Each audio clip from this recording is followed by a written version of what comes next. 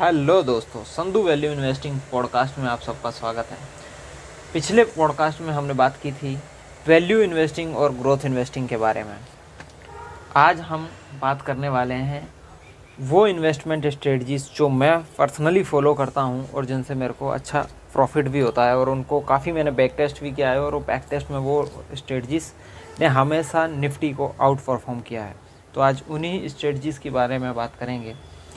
ये strategy specially उन लोगों के लिए बहुत फ़ायदेमंद रहने वाली है जिनको मार्केट की वॉलेटिलिटी से बहुत ज़्यादा फ़र्क पड़ता है। मतलब जो मार्केट की volatility up and down move से बहुत ज़्यादा ही घबरा जाते हैं और घबरा कर अपना पैसा वापस निकालने की सोचते हैं, और इससे उनको भी बहुत बड़े बड़े नुकसान होते हैं। तो इन नुकसान से कैसे बचा जाए, मार्केट की वॉलेटिलिटी को कैसे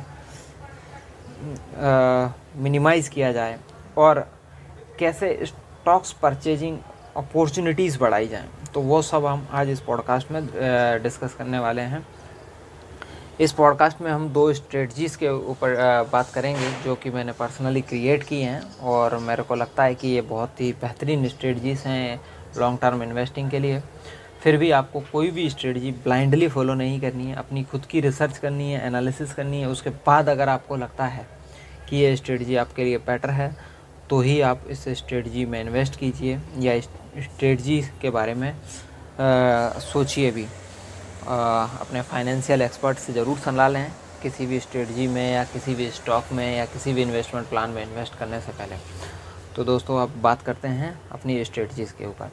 तो हमारी पहली स्ट्रेटजी है 1:3 इन्वेस्टमेंट इंस्ट्रूमेंट्स इन्वेस्टिंग स्ट्रेटजी। तो इस स्ट्रेटजी के अनुसार हम क्या करते हैं, अपने पैसे को 3 हिस्सों में डिवाइड करते हैं, और एक हिस्सा लगाते हैं डायरेक्ट इक्विटी में, दूसरा हिस्सा हम लगाते हैं प्रीशियस मेटल्स में, और तीसरा हिस्सा हम लगाते हैं रियल एस्टेट में। तो इनके पीछे कारण क्या है कि जो आपका पहला हिस्सा है जो आपने डायरेक्ट इक्विटी में लगाया है, वो आपको स्टॉक मार्केट के रिटर्न्स देगा। जैसे जैसे किसी देश की इकोनॉमी ग्रो करती है, वैसे वैसे उस देश की जो मेन स्टॉक इंडेक्स है वो भी ग्रो करता है, और ये आपको रेगुलर इंटरवल पे कुछ ना कुछ रिटर्न्स देता रहता है, और ये स्टॉक हमेशा आउट परफॉर्म करते हैं। तो इससे आपको स्टॉक मार्केट का जो रिटर्न है वो प्राप्त होगा। दूसरा है प्रीशियस मेटल्स का हिस्सा। जो प्रीशियस मेटल्स हैं उसमें हम बात कर रहे हैं गोल्ड और सिल्वर की। तो प्रीशियस मेटल्स हमेशा एप्रिसिएट्स होते हैं समय के साथ साथ, और बहुत ही कम ये डाउन साइड में जाते हैं, जबकि ज़्यादातर चांसेस में ये अप ट्रेंड में ही रहते हैं। और तो आप प्रीशियस मेटल्स का जो एप्रिसिएशन है उसका भी फ़ायदा ले सकते हैं। प्लस ये आपका जो स्टॉक इन्वेस्टमेंट है उसको हैज करके रखते हैं, ताकि अगर मान लो कि किसी भी कारणवश स्टॉक मार्केट बहुत ज़्यादा क्रैश हो जाता है, जैसे कि अभी पिछले कोरोना के टाइम पे मार्केट क्रैश हुआ, तो ये आपको अपॉर्चुनिटी देते हैं कि आप प्रीशियस मेटल्स को सेल करके आप अपना पैसा स्टॉक मार्केट में इंडल्ज कर सकते हैं, ताकि आप किसी भी कंपनी को बहुत सस्ते पी पे ख़रीद सकें। तीसरा जो हिस्सा है उसको आपको इन्वेस्ट करना है रियल एस्टेट में।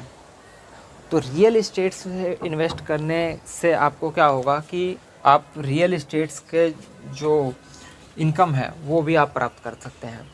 तो जैसे हम सब जानते हैं कि स्टॉक्स में इन्वेस्ट करने से डिविडेंड इनकम मिलती है, और प्रीशियस मेटल्स में इन्वेस्ट करने से जो प्रीशियस मेटल्स का एप्रिसिएशन है वो मिलता है। वहीं पर रियल एस्टेट में इन्वेस्ट करने से आपको रेंटल इनकम मिलती है। तो यहाँ रेंटल इनकम आपको कोई मंथली आके रेंट नहीं देगा, ये रेंटल इनकम आपको डिविडेंड के रूप में मिलेगी। तो आप प्रीशियस मेटल में जैसे गोल्ड और सिल्वर्स में इन्वेस्ट कर सकते हैं, वैसे ही रियल एस्टेट में इन्वेस्ट करने के लिए इंडिया में रीट्स हैं। तो इन रीट्स के ज़रिए आप रियल एस्टेट में इन्वेस्ट कर सकते हैं।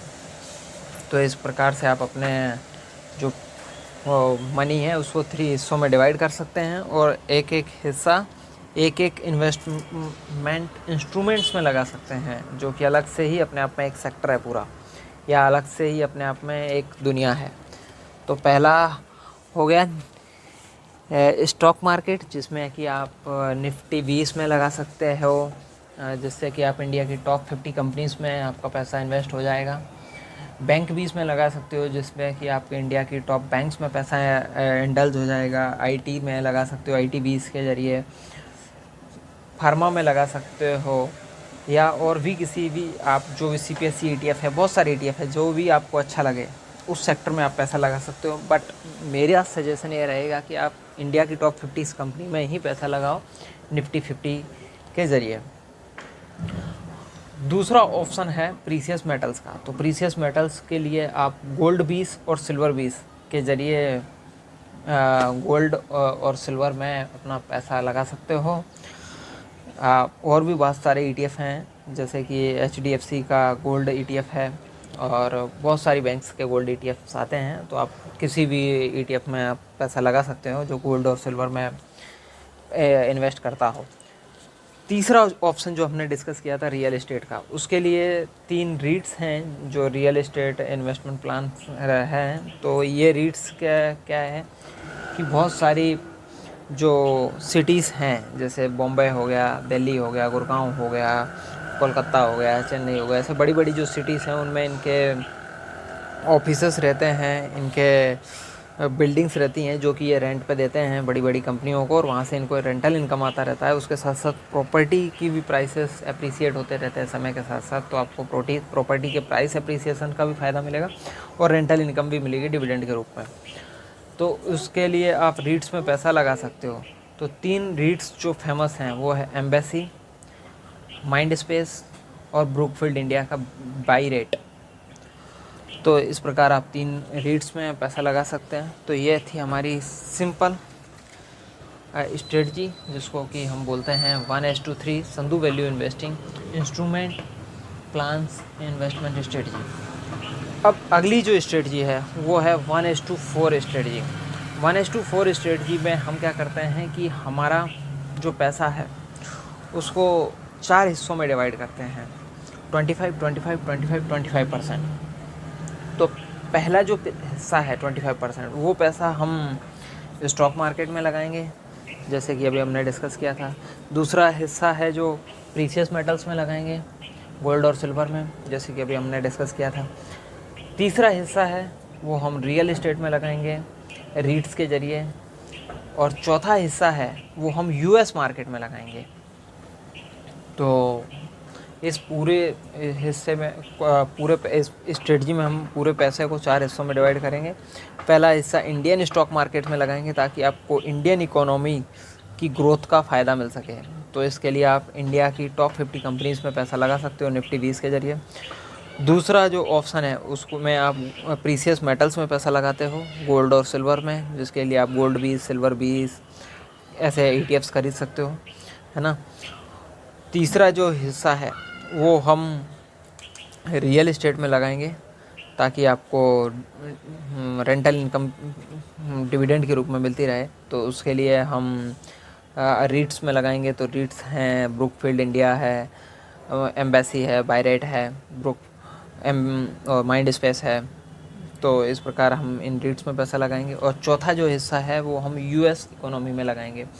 तो उसके लिए ETFs हैं, मोतीलाल ओसवाल का नेस्डैक 100 है, MON 100,